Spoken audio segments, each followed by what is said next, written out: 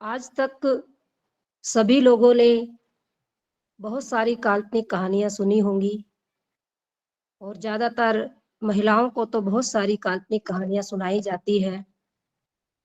जैसा कि हमने आज तक सुना है कि एक महिला थी, उस महिला ने अपने पति को यम से लड़कर जीत लिया और इस काल्पनिक कहानी पर हमारा समाज या पूरा विश्व भरोसा भी करता है कि महिला में इतनी ताकत होती है कि महिला अपने पति को यम से भी ले आती है और महिलाएं भी इस बात से गुमराह होकर उसी ओर में लग गई और महिलाएं अपने पति को बचाने के लिए कोई व्रत करती है, कोई कुछ करती है, बहुत सारी ओर लग गई क्योंकि जो कहानियां सुनाई जाती है, समाज में जो परोसी जाती है, वो कल्पनाओं पे आधारित है।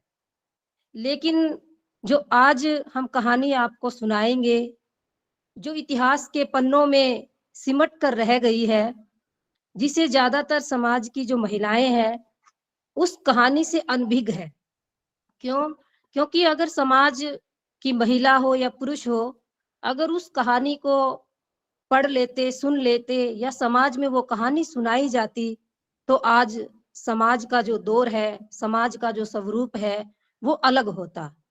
तो इसलिए आज की जो सच्ची कहानी है, एक जो महिला है, जो त्याग की अपने आप में एक परिभाषा है, त्याग की अद्भुत मिसाल है, उस माँ रमा की कहानी अगर हमारे समाज की महिलाएं माँ रमा की कहानी को पढ़ लें और सुन ले, समझ लें, तो मुझे नहीं लगता कि समाज में एक भी घर टूट कर बिखरेगा। क्योंकि माता रमा का जो त्याग है, समर्पण है, माता रमा का त्याग और समर्पण बाबा साहब को जीते जी इतनी ऊंचाइयों तक लेकर गया और बाबा साहब इस बात को कहते भी थे कि अगर मेरे जिंदगी में रमा ना होती तो शायद पता नहीं मेरा क्या होता। इसीलिए जो माँ रमा की और बाबा साहब की कहानी है, उस कहानी से जो भी आज के हमारे समाज के लोग हैं, ज्यादातर गृहस्थ जीवन जो जीते हैं, गृहस्थ जीवन जिसका होता है, उन गृहस्थों को इससे बहुत बड़ी सीख मिलती है। क्योंकि जब माँ रमा का जन्म हुआ, आज से अगर हम लगभग 128 साल पहले की बात करें, 7 फरवरी 1897 को माँ रमा का जन्म हुआ और बहुत छोटी उम्र में, 9 वर्ष की उम्र में माँ रमा का विवाह हो गया। क्योंकि उस समय में परंपरा थी, छोटी उम्र में ही लड़कियों की शादियां होती थी। जब भी लड़की को कोई सूझबूझ भी नहीं होती थी, उसकी शादी हो जाती थी समाज की परंपरा के अनुसार। लेकिन माँ रमा 9 वर्ष की भले ही थी, लेकिन उनके अंदर समझ इतनी ज्यादा थी। क्योंकि बचपन में ही माँ रमा की माँ का देहांत हो गया, पिता का देहांत हो गया। इसीलिए माँ रमा उम्र से कहीं ज्यादा समझदार थी। फिर उसके बाद में 14 वर्ष की मात्र उम्र थी माँ रमा की, माँ रमा माँ बन गई, यशवंत को जन्म दिया।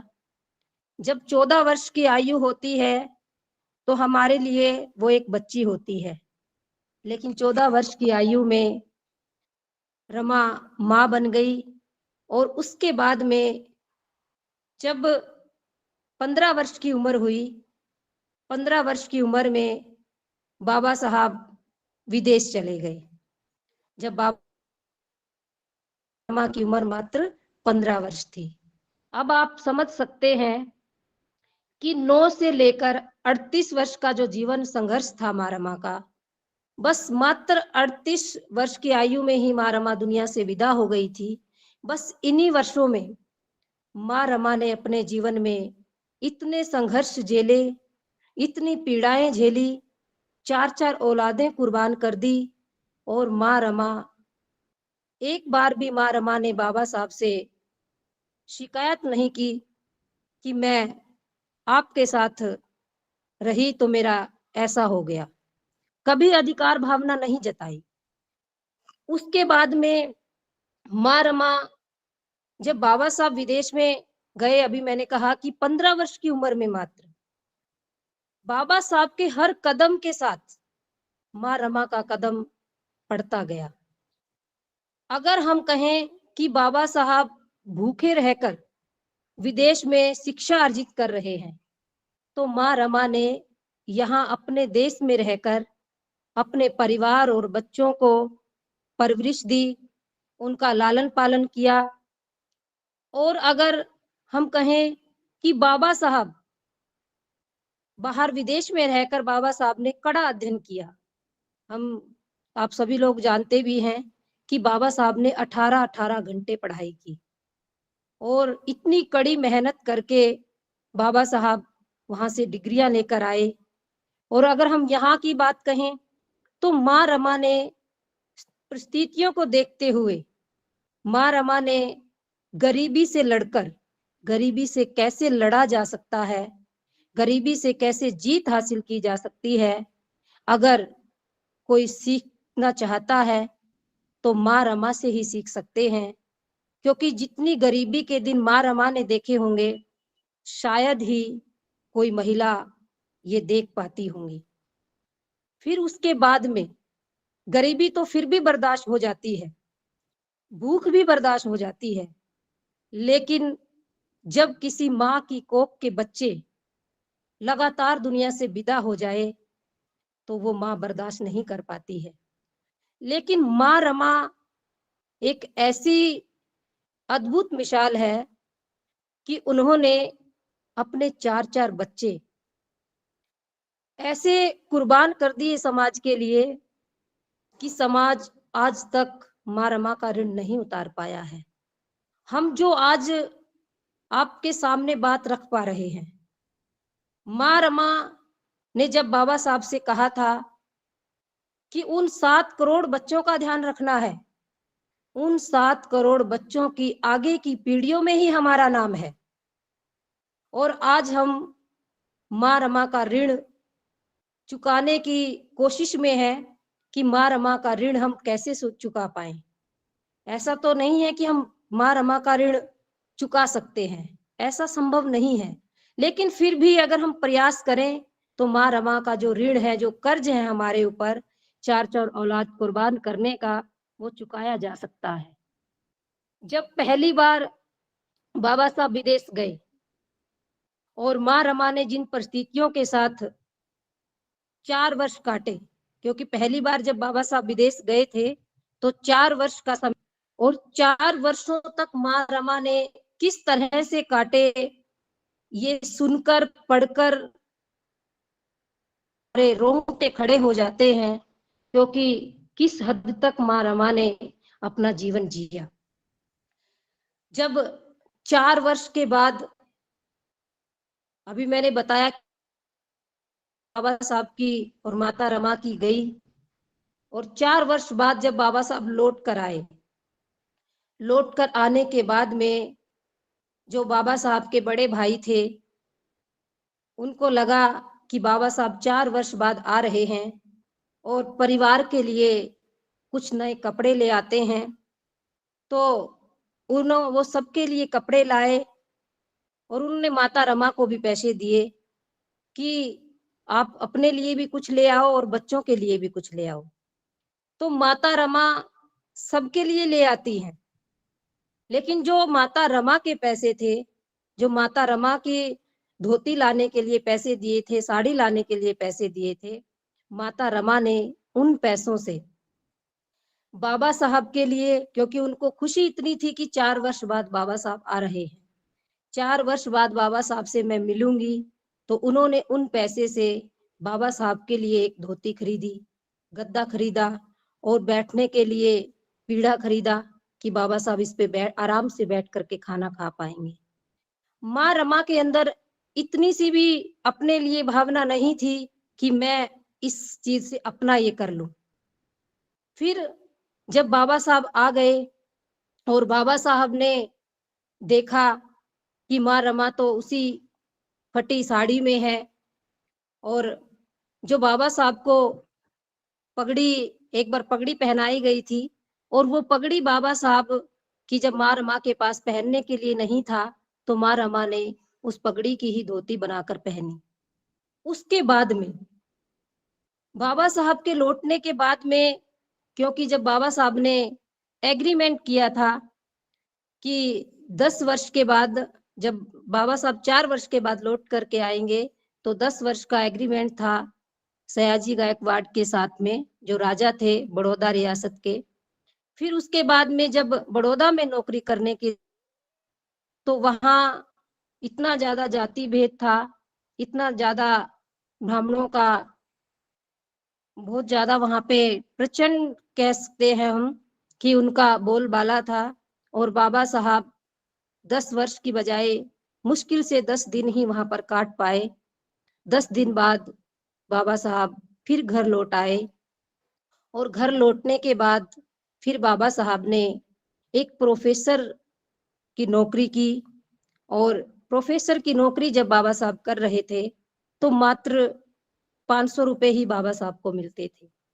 उन 500 रुपए में से बाबा साहब माता रमा को जब पहली तनख्वाह देते हैं, तो माता रमा बहुत खुश होती है कि चलो अब घर के दिन अच्छे हो गए हैं।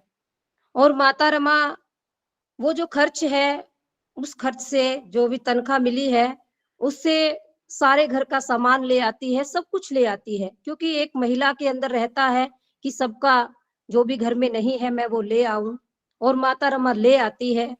वो लाने के बाद में जब बाबा साहब देखते हैं कि रमा ने तो सारा ही पैसा खर्च कर दिया है, तो बाबा साहब माता रमा को समझाते हैं कि रामू, जो ये नौकरी है ये अस्थाई है, ये नौकरी ज्यादा दिन तक नहीं रहेगी, तो खर्च आपको देखकर करना है। तो माता रमा ने बाबा साहब के साथ देते हुए, बाबा साहब का साथ देते हुए कहा कि ठीक है साहब, आगे से ऐसा नहीं होगा। और फिर बाबा साहब माता रमा को महीने के मात्र 50 रुपए देते थे। महीने के मात्र 50 माह पहले से ही 1 रुपए 50 पैसे की 45 पुड़ियां बना लेती थी। और पुड़िया बनाने के बाद में वो उनको चलाती थी। और उसके बाद में माता रमा 5 रुपए बचाती थी। 45 रुपए की पुड़िया हो गई 30 दिन की, 1 रुपए 50 रुपए के हिसाब से। और 5 रुपए माता रमा बचत के बचाती थी, कि ताकि ये कोई भी ऐसी जब कोई भी भीड़ आ जाए तो मैं इन पैसों को खर्च कर सकूं। और माता रमा की जो समझदारी थी, माता रमा की समझदारी देखकर बाबा साहब इतने ज्यादा प्रभावित हुए। और बाबा साहब ने इस बात को कहा कि भले ही रमा पढ़ी लिखी नहीं है, लेकिन जो रमा की समझदारी है, जो रमा समझदारी से घर चला रही है, मैं बहुत ही इस चीज के लिए आपका आभारी हूं कि आप देखो कितनी अब यहाँ पर अगर हम बात करें कि आज जो महिलाएं, आज की महिलाओं की जो स्थिति है, करें उस समय में माता रमा ने अपनी सूझबूझ से घर को चलाया और बाबा साहब के साथ खड़ी रही। एक बार भी बाबा साहब से ये नहीं कहा कि मेरे पति इतने पढ़े लिखे हैं, मेरे पति तो इतना कमाते हैं, मैं कम खर्च क्यों करूं। और माता रमा बाबा साहब के साथ एक सिपाही की तरह खड़ी रही, एक सिपाही की तरह। जैसे जैसे बाबा साहब माता रमा को कहते थे, समझाते थे, माँ रमा तुरंत बाबा साहब के साथ हो लेती थी। क्यों? क्योंकि माँ रमा को बाबा साहब पे पूर्ण विश्वास था कि जो भी साहब कर रहे हैं अच्छा कर रहे हैं, जो भी साहब करेंगे अच्छा ही करेंगे। इसीलिए उनका जो विश्वास था वो अटूट विश्वास था। और एक गृहस्थ जीवन के लिए अटूट विश्वास ही गृहस्थी को आगे बढ़ाता है। कभी भी माता रमा ने अधिकार भावना से बाबा साहब को ये नहीं कहा कि आपने मेरे लिए ये नहीं किया।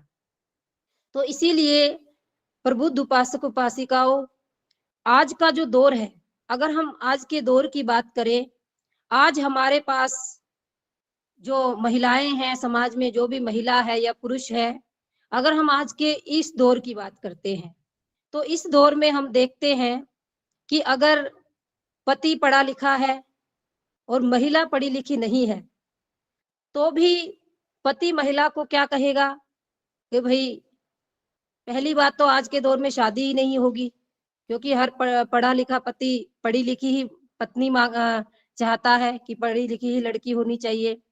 और शादी हो भी जाती है तो भी क्या सोचते हैं कि भाई इसे तो कुछ नहीं पता, इसे क्या आता है।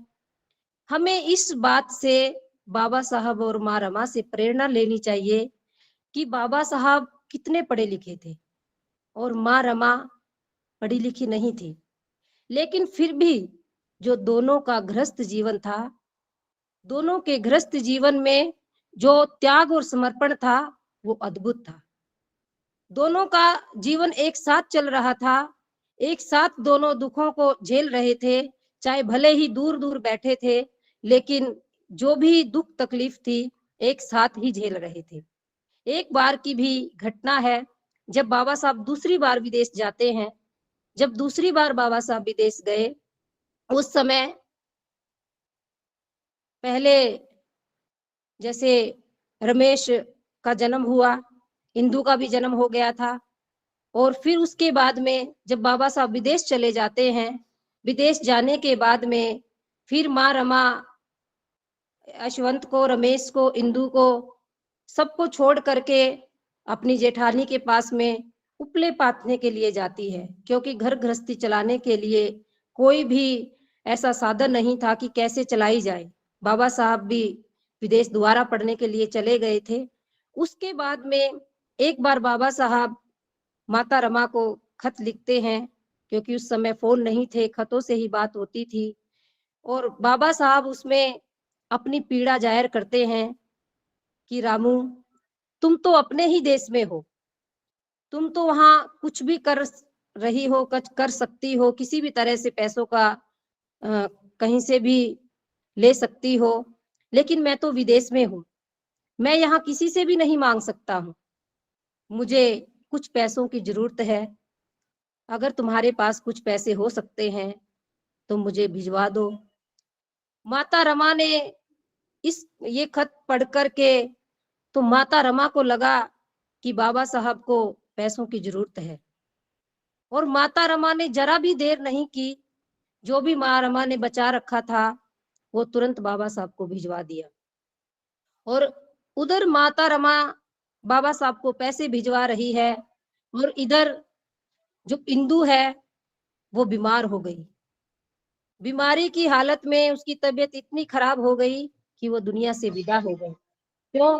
क्योंकि जो पैसे दवा के लिए थे वो पैसे तो बाबा साहब को भेज दिए, और दवाई ना मिलने के कारण इंदु बीमार होके दुनिया से विदा हो गई।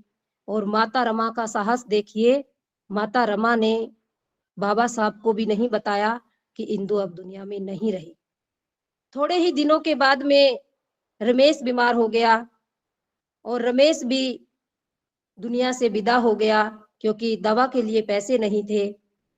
उसके बाद में जब बाबा साहब विदेश से लौट कर आते हैं, आप यहाँ पर माता रमा की समझ देखिए, सूझबूझ देखिए, कि दो दो बच्चे माता रमा और बाबा साहब के चले जाते हैं, लेकिन माँ रमा बाबा साहब को इसलिए नहीं बताती है कि कहीं बाबा साहब विचलित ना हो जाए, कहीं बाबा साहब की पढ़ाई अधूरी ना रह जाए, कि जो होना था वो तो हो गया, लेकिन माँ रमा ने बाबा साहब को नहीं बताया। जब बाबा साहब विदेश से लौट कर आते हैं और बाबा साहब देखते हैं, और बाबा साहब को पता चलता है कि अब की जो मेरी पढ़ाई की कीमत है वो मेरी बेटी इंदु और मेरा बेटा रमेश इस दुनिया में नहीं रहे, उनको दुनिया से वो विदा हो गए, ये कीमत मुझे पढ़ाई की चुकानी पड़ी। इस बात को जब हम सोचते हैं भी, ये कि पहली बार ये बात पढ़ी, ये घटना पढ़ी, जो श्रद्धेय भंते जी ने रमा अम्बेडकर की किताब लिखी हुई है, उसमें जब मैंने ये घटना पढ़ी, तो मुझे इतना ज़्यादा वो लगा कि कोई महिला इतनी साहसी कैसे हो सकती है। आज हम कहते हैं कि कोई महिला जब पढ़ लिख जाती है तो वो साहसी बन जाती है, उसके अंदर समझ आ जाती है, अनपढ़ महिलाओं के अंदर समझ नहीं होती है। माता रमा कि जिनकी समझ इतनी ज़्यादा थी कि उन्होंने हर दुःख सहा और कहा नहीं, जो बाबा साहब की तकलीफ है, उससे ज़्यादा मेरी तकलीफ नहीं है। जो बाबा साहब कर रहे हैं, भले ही मुझे कुछ नहीं पता कि वो क्या कर रहे हैं, लेकिन बस मुझे इतना पता है कि मुझे बाबा साहब का साथ देना है। तो माता रमा हर कदम पर इस तरह से बाबा साहब के साथ रही कि मानो वो बाबा साहब की परछाई ही हो। फिर उसके बाद में ये तो बाबा साहब जब गरीबी से जूझ रहे थे, माता रमा जब गरीबी से जूझ रही थी, ये तब की घटनाएं हैं। 4-4 बच्चे माता रमा के और बाबा साहब के दुनिया से विदा हो गए और 4-4 बच्चे विदा होने के बाद में जब धीरे-धीरे हालात बदले, धीरे-धीरे जब समय बदला और बाबा साहब और माता रमा मुंबई के राजगृह में रहने लगे, वहां पर उसके बाद में फिर बाबा साहब गोल में फिर जब विदेश गए हुए थे बाबा साहब, फिर माता रमा बहुत ज्यादा बीमार रहने लगी, क्योंकि बचपन से लेकर के कभी खाना ना खाना, कभी बाबा साहब की तकलीफों की चिंता, तो माता रमा का स्वास्थ्य दिन भर दिन बिगड़ता गया।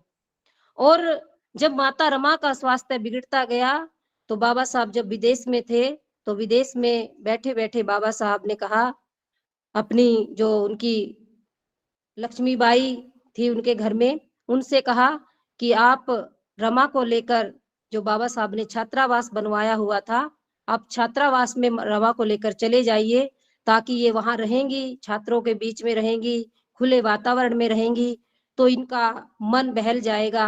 क्योंकि जिस माँ के 4-4 बच्चे चले जाए और वो माँ किस तरह से रह सकती है, ये महिला ही जान पाएगी इस दर्द को कि बच्चों के बिना कैसे जिया जा सकता है। फिर उसके बाद में जब माता रमा छात्रावास में जाती है, बहुत अद्भुत घटना है यह भी, कि जब माँ रमा के पास कुछ नहीं था, तब भी माँ रमा इतनी दिलदार थी कि घर में अगर 4 रोटी बनी है, तो परिवार के सभी सदस्यों को दे देती थी और खुद पानी पीकर सो जाती थी। अब माँ रमा के पास में सब कुछ हो गया है। बाबा साहब विदेश भी चले गए हैं, बाबा साहब समाज में काम भी कर रहे हैं, लोगों के लिए भी काम कर रहे हैं। उसके बाद में जब माँ रमा बहुत बीमार रहती है और छात्रावास में जाती है, कुछ दिन रहती है, कुछ दिन ही हुए थे माँ रमा को रहते-रहते। अचानक एक दिन माँ रमा ने देखा कि आज तो रसोई में कोई भी शोर-शराबा नहीं है और माँ रमा टहलते-टहलते रसोई की तरफ चली जाती है। जब माँ रमा रसोई की तरफ जाती है, तो देखती है कि आज विद्यार्थियों के लिए खाना नहीं बना है। आज जो भी छात्रावास में छात्र रह रहे हैं, आज उनके लिए खाना नहीं बनाया जा रहा है। तो माँ रमा वहाँ के प्रमुख को बुलाती है और पूछती है कि आज खाना क्यों नहीं बनाया है? तो वहाँ के जो प्रमुख हैं, वो माँ रमा को बताते हैं कि आज खाना इसलिए नहीं बना है, क्योंकि जो छात्रावास की ग्रांट आती थी, वो कुछ महीने हो गए नहीं आ रही है और दुकानदार ने भी उधार देना मना कर दिया है। इसीलिए आज राशन नहीं है माँ, और इसलिए आज खाना नहीं बना है। माँ रमा ने यह सुनकर बिल्कुल भी देर नहीं की, क्योंकि माँ रमा के हाथों में सोने की चूड़ियाँ थी और माँ रमा ने तुरंत वो चूड़ियाँ उतारी और चूड़ियाँ उतारते ही उस प्रमुख को देते हुए कहा कि आप जाओ और जाकर छात्रावास के छात्रों के लिए राशन ले आओ और राशन लेकर जल्दी आओ। और उस दिन माँ रमा ने स्वयं अपने हाथों से छात्रों के लिए खाना बनाया और खाना बनाकर सबको खिलाया।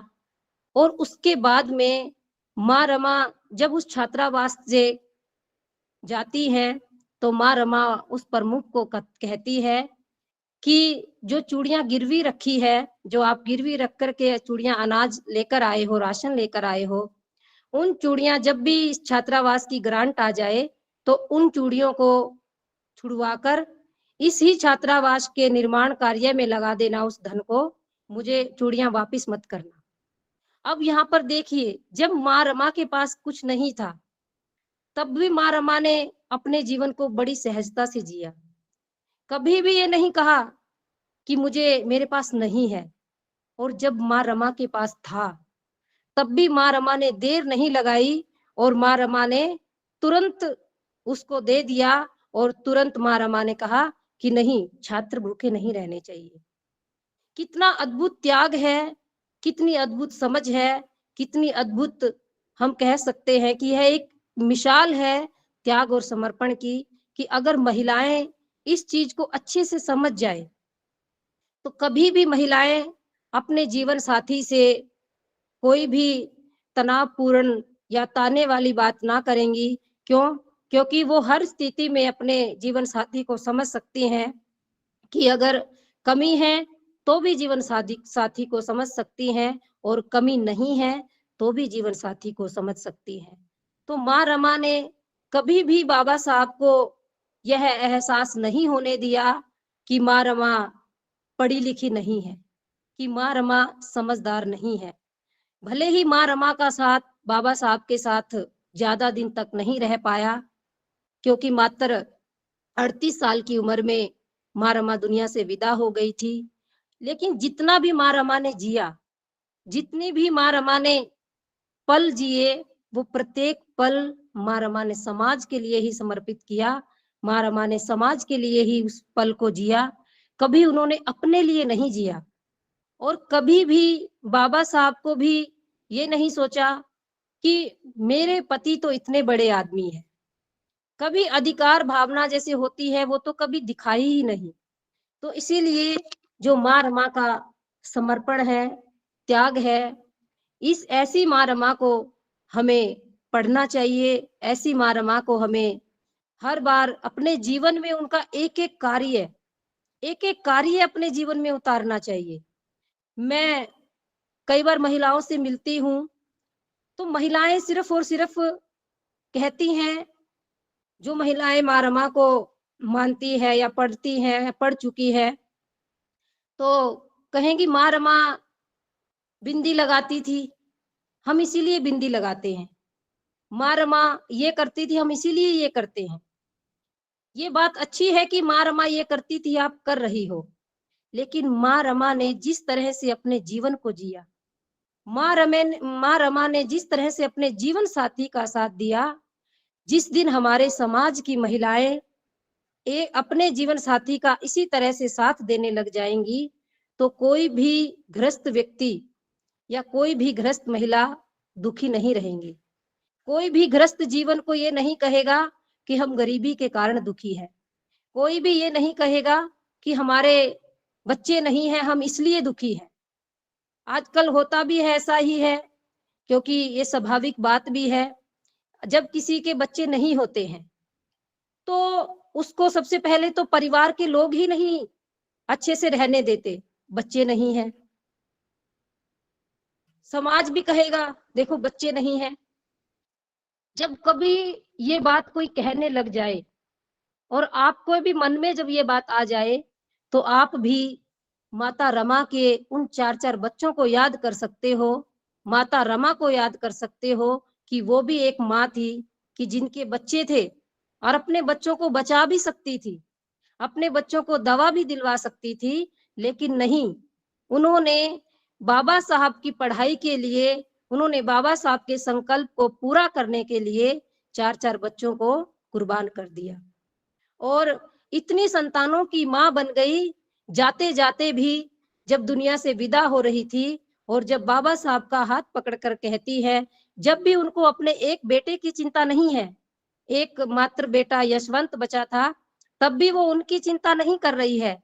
तब भी बाबा साहब से के हाथ में हाथ लेकर बाबा साहब से फिर भी संकल्प मांग रही है कि आप मुझसे वादा करो, मुझसे संकल्प करो कि आप 7 करोड़ जो मेरे ये बच्चे हैं, आप इनका देखभाल करेंगे, आप इनके लिए ही कार्य करेंगे।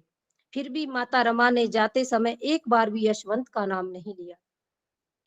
इतनी ज़्यादा ऐसी माँ क्या कहीं मिल सकती है? हम आज देखते हैं समाज में कि बहुत सारी काल्पनिक माएँ हमने बना रखी है। महिलाएँ बहुत सारी काल्पनिक माँओं पे भरोसा करती हैं और उन घरों में झगड़े भी होते हैं। घरों का वातावरण भी बुरा हो जाता है। मैं ये कहती हूँ समाज की महिलाओं से, समाज के लोगों से कि जिस दिन हमारे घरों में माँ रमा को पूजा जाने लगा, माँ रमा को पढ़ा जाने लगा, माँ रमा की गृहस्थी को जाना जाने लगा, उस दिन घरों में खुशियाँ लौट आएँगी। इसीलिए माँ रमा का जो त्याग है, वो हमें अपने घर के बच्चों को, महिलाओं को, पुरुषों को, सबको पढ़ना चाहिए कि माँ रमा का जो जीवन है, भले ही कम जीवन था, लेकिन कितना महान जीवन था।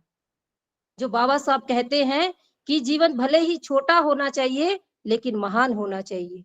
और ये कहावत माँ रमा ने सच करके दिखाई कि जीवन भले ही छोटा हो, लेकिन वो महान हो, तो लोग उसे याद करते हैं। हम सालों साल जीवन जीते हैं, 80-80, 100-100 साल के हो जाते हैं, 50-50 साल शादियों को हो जाती है, फिर भी घर के झगड़े नहीं निपटा पाते हैं। फिर भी तू-तू मैं होती ही रहती है। क्यों? क्योंकि एक दूसरे को नहीं समझ पाते हैं। एक दूसरे पर बात-बात पे संदेह करते हैं। इसीलिए जो माता रमा और बाबा साहब का जो जीवन है, जो गृहस्थी का जीवन है, जब लोग उसको समझ लेंगे और उसको अपने जीवन में उतारेंगे, तो नितांत ही लोगों का कल्याण होगा और लोग एक मिसाल देंगे कि जिस तरह से बाबा साहब और माता रमा का जीवन था, हमें भी उसी तरह से जीवन जीना चाहिए। भले ही हम उनकी तरह नहीं बन पाएँगे, लेकिन जैसे वो चाहते थे ऐसे तो बन जाएँ। हमें मालूम है कि इतना बड़ा दिल कोई भी माँ नहीं ला सकती कि उनके बेटे उनकी आँखों के सामने, उनके बच्चे उनकी आँखों के सामने चले जाएँ और वो चूँ तक भी ना करे। क्यों? क्योंकि इतना बड़ा दिल तो माँ रमा का ही था। फिर भी हम कहते हैं कि आज तो आपके पास सारी सुख-सुविधाएँ हैं। आज तो सबके पास सारी सुख-सुविधाएँ हैं। माता रमा और बाबा साहब की कुर्बानी की वजह से आज घरों में सब सुख-सुविधाएँ हैं। सब आपको समय से सब चीज़ें मिल जाती है, आपको हर चीज़ मिलती है, लेकिन फिर भी आज का जो हमारे समाज का जीवन है, जीवन जीने की शैली है, वो क्यों नहीं है? वो इसीलिए नहीं है कि हम दूसरी चीज़ों पे भरोसा करते हैं, काल्पनिक कहानियों पे भरोसा करते हैं। सच्ची जो कहानियाँ हैं, वो तो आज तक हम लोगों को पढ़ाई ही नहीं गई।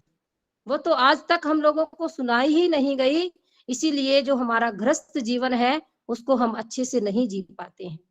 गृहस्थ जीवन को अच्छे से लोग जब जी पाएँगे, जब माता रमा की छोटी-छोटी जो बातें हैं, जो उनका जीवन संघर्ष है, उसको पढ़ेंगे और अपने जीवन में उतारेंगे। बस उसको हमें पढ़ना है, उसका जानना है कि माता रमा ने कैसे-कैसे अपना जीवन जिया, कैसे-कैसे वो बाबा साहब के साथ खड़ी रही, कैसे-कैसे उन्होंने कभी भी बाबा साहब से नहीं कहा कि मैं पढ़ी-लिखी नहीं हूँ या आप पढ़े-लिखे हैं और कभी बाबा साहब ने भी ये नहीं कहा। बाबा साहब ने भी कभी माँ रमा का अपमान नहीं किया, कभी माँ रमा को ये एहसास नहीं होने दिया कि तुम पढ़ी-लिखी नहीं हो। हमेशा माँ रमा को उत्साहित करते रहते थे, हमेशा माँ रमा को बताते रहते थे और कभी भी दोनों के बीच में किसी तरह की ऐसा नहीं होता था कि माँ रमा बाबा साहब को कोस रही है या बाबा साहब माँ रमा को कोस रहे हैं। इसीलिए प्रबुद्ध उपासक उपासिकाओं, जो महान विभूति है, जो हमारे महामानव है, हम भले ही उनकी तरह नहीं बन सकते, लेकिन उनकी तरह बनने का प्रयास कर सकते हैं। उनकी तरह बनने की हम कोशिश कर सकते हैं कि हम भी उनकी तरह बनेंगे, हमारा जीवन भी उनकी तरह हम जिएँगे और जिस दिन से आप उनकी तरह जीवन को जीने लगेंगे, आपके जीवन में खुशियाँ ही खुशियाँ आएँगी। इसीलिए माता रमा का जो त्याग है, जितनी बार माता रमा के त्याग को आप पढ़ोगे और उसको याद करोगे, आपकी आँखों से आँसू झलकेंगे। माता रमा की जो ये किताब मैं आपको दिखा रही हूँ, ये रमा अम्बेडकर। भिक्खु डॉक्टर करुणाशील द्वारा लिखी गई है। इसको मैंने कई बार इस किताब को पढ़ा है। जब भी इस किताब को पढ़ते हैं तो ऐसा लगता है कि माता रमा हमारे सामने है। माता रमा जैसा-जैसा माता रमा के जीवन में संघर्ष हुए, जैसी-जैसी माता रमा के जीवन में घटनाएँ घटी, वो हमारी आँखों के सामने हैं और हमारी आँखें भी भर आती है जब इस किताब को पढ़ा जाता है। तो इसीलिए प्रबुद्ध उपासक-उपासिकाओं, हम माता रमा का अगर ऋण चुकाना चाहते हैं, बाबा साहब का अगर हम ऋण चुकाना चाहते हैं, तो हमें भी अपने घरों में और माताओं की जगह पे होगा, माँ रमा को स्थान देना होगा और माँ रमा का चाहे जन्म दिवस है, चाहे उनका परिनिर्वाण दिवस है, ये तो उनके दिन है कि हम उनको याद करते हैं। लेकिन हमें तो माता रमा को हमेशा ही याद करना चाहिए। जब भी बाबा साहब को याद करो, उसी समय माता रमा को भी याद करो। आप जब भी घर में कुछ भी करो, तो माता रमा को याद करो। अगर माता रमा को याद करने लग जाओगे, माता रमा के किए हुए कार्यों को याद करोगे, तो कभी भी आपको पति की लंबी उम्र के लिए व्रत रखने की ज़रूरत नहीं पड़ेगी। क्यों? क्योंकि आप जीते जी अपने पति का साथ दोगी। जीते जी अपने जीवन साथी के साथ में एक सिपाही की भांति खड़ी रहोगी, जिस तरह से माता रमा खड़ी थी, जिस तरह से माता रमा ने कभी भी बाबा साहब से वो पीछे नहीं हटी। बाबा साहब चाहे कितने ही दूर माता रमा से रहते थे, बाबा साहब विदेश में, माता रमा भारत में, फिर भी कभी माता रमा घबराती नहीं थी। लेकिन अगर हम आज वर्तमान की स्थिति की बात करें, आज वर्तमान में सारी सुख सुविधाएँ हो गई, फ़ोन है, अगर आपके जीवन साथी कहीं मीटिंग में आए हैं, आपको पता भी है कि अभी वहाँ गए हुए हैं, फिर भी अगर 1 घंटा, आधा घंटा थोड़ा-सा देरी हो जाती है, तो महिलाएँ क्या करेंगी? फ़ोन करना शुरू कर देंगी। फ़ोन करेंगी, फिर कहेंगी कहाँ पर हो? फिर जो आपका जीवन साथी है बेचारा वो थोड़ा झूठ बोलेगा, अभी आता हूँ 1 घंटे में। फिर फ़ोन करोगी, अभी नहीं आए, फिर वो कहेगा अभी आता हूँ। क्यों? क्योंकि आपस में सामंजस्य नहीं है। आपस में विश्वास नहीं है, पति अपना जीवन देख रहा है, जो जीवन साथी है, वो अपने बारे में देख रहा है और जो पत्नी है वो सोच रही है, वो मेरा ध्यान नहीं रखते हैं, अपने ही समाज में लगे रहते हैं। ना जाने कितने ऐसे परिवार हैं, जो हम देखते हैं, अगर पुरुष सामाजिक काम कर रहा है, तो महिलाएँ उनको ताने भी देंगी, उनसे कहेंगी भी, "तुम तो सारा दिन समाज के लिए लगे रहते हो, तो शादी क्यों की थी, जब हमारा ध्यान नहीं रखना था? बच्चे क्यों किए थे, जब परिवार का पालन-पोषण नहीं करना था?" ऐसा जीवन नहीं होता है। ऐसे जीवन जिया भी नहीं जा सकता है। हर काम में अपने जीवन साथी का साथ दीजिए। अगर आपको लगता है कि आपका जीवन साथी सही कार्य कर रहा है, तो उसका हर काम में साथ दीजिए, हर काम में उसके साथ खड़ी रहिए, चाहे वो महिला हो, चाहे वो पुरुष हो।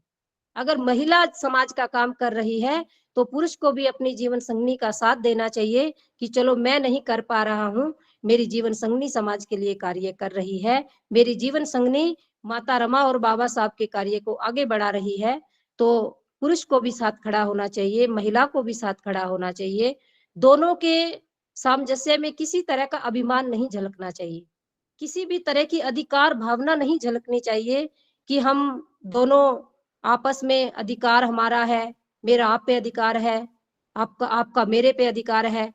कभी ऐसा नहीं सोचना चाहिए। अधिकार भावना से जिस दिन आप बाहर आ जाएँगे, उस दिन आप बाबा साहब और माता रमा के जीवन को समझ जाएँगे। उस दिन आपको समझ में आ जाएगी कि माता रमा किस स्थिति में, किन घटनाओं से, किन संघर्षों से उन्होंने अपने जीवन को जिया और अपने जीवन को उन्होंने जितना भी जिया, बहुत ही सुंदर जिया, बहुत ही अच्छे से उन्होंने अपना जीवन यापन किया और उसके बाद में अभी आज हम माता रमा की बात कर रहे हैं। अगर हम जब भंते जी ने ये किताब लिखी, मुझे नहीं लगता कि उससे पहले कोई माता रमा को जानता भी होगा। क्यों? क्योंकि बाबा साहब को तो फिर भी लोग जानने लग गए थे, मान्यवर साहब काशीराम के बाद। जब बाबा साहब के बारे में मान्यवर साहब काशीराम ने बताया, तो लोग जानने लग गए। लोगों को पता लग गया कि बाबा साहब संविधान निर्माता है, बाबा साहब ने संविधान लिखा, बाबा साहब ने हमारे अधिकारों के लिए लड़ाई लड़ी। बहुत सारी चीज़ें बाबा साहब के बारे में जानने लग गए। लेकिन बड़े अफ़सोस की बात ये है कि आज भी अगर हम अपने समाज के घरों में जाएँगे या महिलाओं से पूछेंगे, तो बहुत ही कम महिलाएँ होंगी, बहुत ही कम ऐसे घर होंगे कि जो माता रमा के बारे में बता पाएँगे, जो माता रमा के त्याग के बारे में जान पाएँगे। इसीलिए प्रबुद्ध उपासक-उपासिकाओं, अगर हम बाबा साहब को पढ़ रहे हैं, अगर हम बाबा साहब के विचारों पर चल रहे हैं, तो हमें माता रमा को भी जानना चाहिए कि माता रमा भी बाबा साहब की परछाई थी। माता रमा का त्याग भी इस संसार में अद्भुत था। इस संसार में माता रमा के बाद ऐसी कोई महिला नहीं हुई कि जिसने इतना बड़ा त्याग किया हो, जो इतने बड़े त्याग करके और इतने बड़े समर्पण के साथ उन्होंने अपना जीवन जिया हो। तो प्रबुद्ध उपासक-उपासिकाओं, हमें इस प्रयास में लगना चाहिए कि हम माता रमा के ऋण को चुकाते हुए, माता रमा के भी विचारों को घर-घर पहुँचाएँ। माता रमा का जो त्याग और संघर्ष है, उसको घर-घर महिलाओं को पढ़ाएँ, सुनाएँ, ताकि महिलाएँ समझ पाएँ कि जो असली माँ है, वो हमारी माता रमा है और असली माँ जो होती है, जब उसके प्रति हमारा समर्पण और त्याग होता है, तो हमारा जीवन सुंदर बनता है। क्योंकि जैसे हमारे आदर्श होते हैं, जिन आदर्शों को हम मानते हैं, हम वैसा ही कार्य करते हैं। अगर हम अच्छे आदर्शों को अपना जीवन में उतारेंगे, तो हम अच्छे कार्य करेंगे और सच्चे कार्य करेंगे। अगर हम काल्पनिक हमारे आदर्श होंगे, तो हम भी कल्पनाओं में रहेंगे, गुमराह रहेंगे, भयग्रस्त रहेंगे। माँ रमा को पढ़ने का मतलब है कि भय से दूर हो जाना। माँ रमा के संघर्ष को जानने का मतलब है कि आपको भी जीवन के संघर्षों का पता चल जाए कि जीवन में जो संघर्ष है, वो ज़्यादा दिन तक नहीं रहते हैं, वो स्थायी नहीं होते हैं। जीवन संघर्षों से उभर कर अच्छा जीवन बनता है। इसीलिए कभी भी छोटी-छोटी बातों से घर गृहस्थी को नहीं प्रभावित करना चाहिए। छोटी-छोटी बातों से घर गृहस्थी को अपनी नहीं उजाड़ना चाहिए। जिस तरह से माता रमा ने बाबा साहब को बाबा साहब बनाया, जिस तरह से माता रमा बाबा साहब को पढ़ाया, हम कह सकते हैं कि जिस तरह से बच्चों को माता-पिता पढ़ाते हैं, बच्चों के लिए सारी सुविधाएँ माता-पिता करते हैं। लेकिन जब तक बाबा साहब के पिता जीवित रहे, बाबा साहब के पिता ने बाबा साहब के लिए किया, पढ़ाया-लिखाया, सब कुछ व्यवस्था की। लेकिन बाबा साहब के पिता के दुनिया से जाने के बाद में अगर किसी ने बाबा साहब के लिए किया और बाबा साहब का पूरी समर्पण के साथ, त्याग के साथ अगर साथ दिया, तो वो माता रमा है। माता रमा ने बाबा साहब की पढ़ाई में, बाबा साहब के हर कार्य में इस तरह से साथ दिया, भले ही माता रमा मंचों पर नहीं गई, भले ही माता रमा रैलियों में आंदोलनों में नहीं गई, लेकिन माता रमा बाबा साहब के पीछे परछाई बनकर खड़ी रही और माता रमा ने कभी बाबा साहब को डिगने नहीं दिया, कभी बाबा साहब के संकल्प को डिगने नहीं दिया और हमेशा बाबा साहब का साहस बन के जैसे कहते हैं हम कि जब हम उदास होते हैं तो हमें किसी सहारे की जरूरत होती है। ऐसे ही बाबा साहब भी जब उदास होते थे तो बाबा साहब माता रमा का सहारा लेते थे। माता रमा बाबा साहब को सहारा देती थी, हिम्मत देती थी और बाबा साहब हर लड़ाई को फिर अच्छे से लड़ते थे। इसीलिए प्रबुद्ध उपासक-उपासिकाओं, जिस समाज के पास इतने मजबूत योद्धा हो, मैं माता रमा को योद्धा ही कहूँगी कि इतनी मजबूत योद्धा जिस समाज की महिलाओं के पास हो और आज भी वो समाज की महिलाएं अपने आप को कमजोर मानती हो, तो इससे बड़ा गुमराहपन नहीं हो सकता। तो समाज की महिलाओं से मैं यही कहना चाहूंगी कि अगर आपको मजबूती से लड़ना है, अगर आपको मजबूती से खड़ा होना है, भले ही आप मंचों पे मत जाओ, भले ही आप घर गृहस्थी में बच्चों को संभाल रही हो, भले ही आप कुछ भी कर रही हो, आपके पास समय नहीं है, आप नहीं आ पा रही हो, लेकिन आपके अगर जीवन साथी समाज में काम कर रहे हैं, तो उनका साथ दीजिए। उनका साथ एक सिपाही की तरह दीजिए, तो देखिए आपको भी आंतरिक खुशी होगी। माता रमा जब भी कोई काम करती थी, तो उनको भी अंदर से खुशी होती थी, इसीलिए माता रमा ने सारे दुःख हँसते-हँसते सह लिए। आप भी इस काम को करके देखना, इसका अनुभव करके देखना कि जब हम दूसरों के लिए काम करते हैं, जब हम समाज की खुशियों के लिए काम करते हैं, तो हमें तो खुशियाँ अपने आप मिल जाती हैं, लोग अपने आप हमें खुशियां देते हैं। तो इसीलिए आज जो माता रमा की हम बात कर रहे हैं कि अगर हमारे समाज की महिला माता रमा को अपना आदर्श मानने लग जाए तो कभी भी किसी के घर में किसी तरह का तनाव है, झगड़ा है, शादीशुदा जिंदगी हमेशा अच्छी रहेगी, जो गृहस्थ जीवन है वो हमेशा अच्छा रहेगा। तो माता रमा और बाबा साहब हमारे लिए आदर्श हैं। सब महिलाओं को उनको आदर्श मानना चाहिए और अपने घर में माता रमा की भी फोटो होनी चाहिए। मैं अभी ज्यादातर देखती हूँ क्योंकि मैं यहाँ आगरा में थी। कल यहाँ पे रविवार के दिन आगरा में भी कल हमने महिलाओं का बड़ा कार्यक्रम रखा हुआ है। तो यहाँ पे मैंने देखा, मैंने ज्यादातर महिलाओं से पूछा कि भाई तुम्हारे घर पे माता रमा की तस्वीर है? सब महिलाएं बोली ना जी बाबा साहब की तो है लेकिन माता रमा की नहीं है। तो मैंने कल ही ऑर्डर दे करके एक तस्वीर मंगवाई माता रमा की। तो मैं ये भी गुजारिश करना चाहूंगी सभी लोगों से कि अपने घर में बाबा साहब की अगर आपके घर में तस्वीर लगी है तो माता रमा की भी होनी चाहिए। क्यों? ताकि आपके घर में जब माता रमा की तस्वीर दिखेगी तो और भी महिलाएं आके पूछेंगी कि ये कौन है, और आप बता सको कि वो ये जो माता रमा है ये हमारी माँ है, ये बाबा साहब की जीवन संगनी है कि जिनके त्याग से आज हम यहाँ पर हैं, जिनके त्याग से आज हम महलों में रह रहे हैं, जिनके त्याग से आज हमारे बच्चे इतनी अच्छी अच्छी शिक्षा ग्रहण कर रहे हैं, जिनके त्याग से ये बहन आज तू भी इस तस्वीर को देख पा रही है। इसीलिए हम अगर हमारे घर में माता रमा की तस्वीर होगी तो हम माता रमा के त्याग के बारे में बता पाएंगे। इसीलिए घर में दूसरी और कोई भी अगर माँ की तस्वीर है उस तस्वीर को आप हटा दीजिए और आपकी जो सच्ची और अच्छी माँ है, जिस माँ ने आपके लिए सब कुछ किया, उस माँ की तस्वीर लगाइए और उस माँ का आप सुबह शाम उस माँ को जब देखो तो आपको लगे कि ये इतनी त्यागी और समर्पित माँ इस दुनिया में उसके बाद में कोई नहीं हुई। तो आप सभी उपासक उपासिकाएं जिन्होंने माता रमा के त्याग के बारे में सुना है, मेरा बस विशेष अनुरोध यही है कि इस त्याग के बारे में जरूर आप चिंतन मनन करना कि अगर हम में से, हम नहीं कहते कि माता रमा जितना त्याग करें, थोड़ा सा भी अगर हम उसके उनका अंश भर भी त्याग कर दें तो हम समाज को बदल सकते हैं। एक माँ रमा ने एक बाबा साहब दिए, एक बाबा साहब, अगर माँ रमा ऐसा ना करती तो शायद बाबा साहब नहीं बन पाते। माँ रमा ने जब बाबा साहब का साथ दिया तो समाज का एक स्वरूप बदल गया।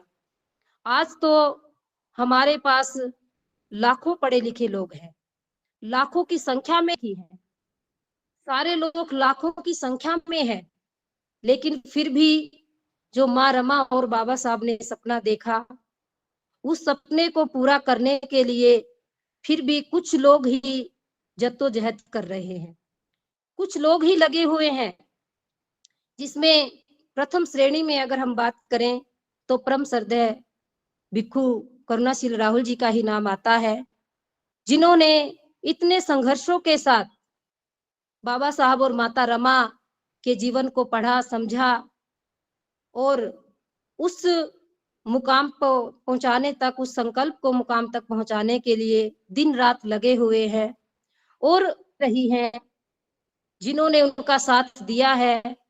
हम उनका भी धन्यवाद करते हैं कि कोई तो है हमारे समाज में जो माता रमा के कदमों से कदम मिला के चलने का प्रयास कर रहे हैं। हम अगर भंते निर्मल की बात करें तो उनका भी त्याग अगर देखा जाए तो कम से कम भी भंते जी को भी 2006 में भंते जी ने चीवर ग्रहण किया और चीवर ग्रहण करते ही उन्होंने गृह त्याग किया। उनका भी अगर हम जीवन का संघर्ष देखते हैं तो उन्होंने भी माता रमा से प्रेरणा लेते हुए अपनी शुरुआत की।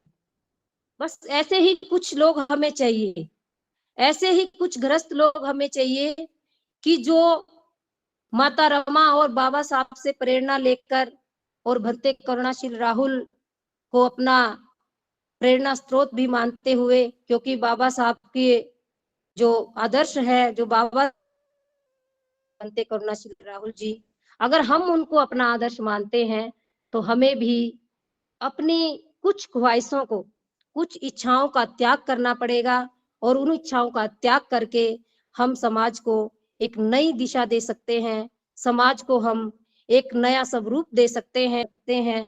बस हमें छोटी-छोटी खुशियों में उलझ के नहीं रहना है।